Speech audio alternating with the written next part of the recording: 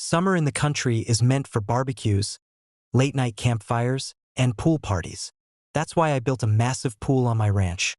A place for my family and friends to relax without dealing with HOA rules and Karen's endless clipboard inspections. But Karen, the HOA president, hated the idea that I had something she couldn't control. For weeks, she'd peek through the fence, snapping pictures, muttering about unauthorized gatherings and noise violations.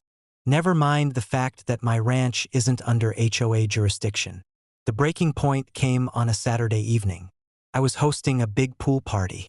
Kids were splashing, music was playing, and the grill was going strong. Everyone was having a great time, until Karen showed up at the edge of the driveway, phone in hand, smirk plastered across her face. She dialed 911 right there in front of everyone. "Yes, I'd like to report an illegal pool party. Loud, disruptive, dangerous. You need to send officers immediately," she said loud enough for the crowd to hear. Guests chuckled. I just shook my head. What Karen didn't know was who exactly was at this pool party. 20 minutes later, sheriff's deputies rolled up, sirens off, but lights flashing. Karen ran to them, her voice shrill. "Officers, thank goodness. This man is hosting an unauthorized gathering. It's a violation of community safety rules." The deputies glanced past her at the pool. Then their faces froze, because sitting by the water, laughing with a soda in hand, was none other than Governor Mitchell, along with his wife, kids, and a couple of state security officers.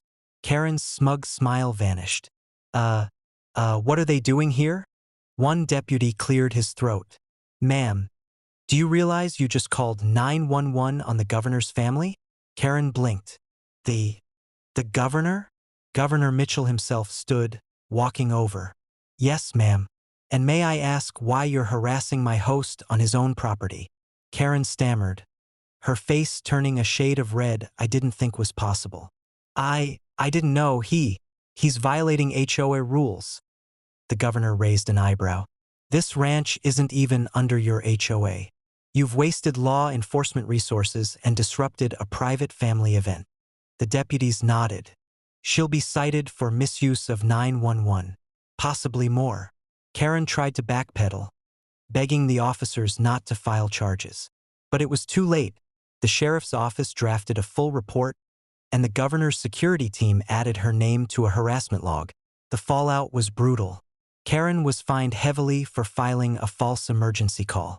The HOA board, furious at the bad publicity, voted to remove her immediately.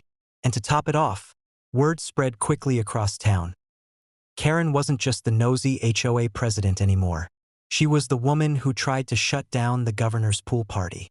Now, every summer when I host friends and family, there's no sign of Karen. No clipboard, no phone calls, no harassment. Just laughter, cool water, and peace.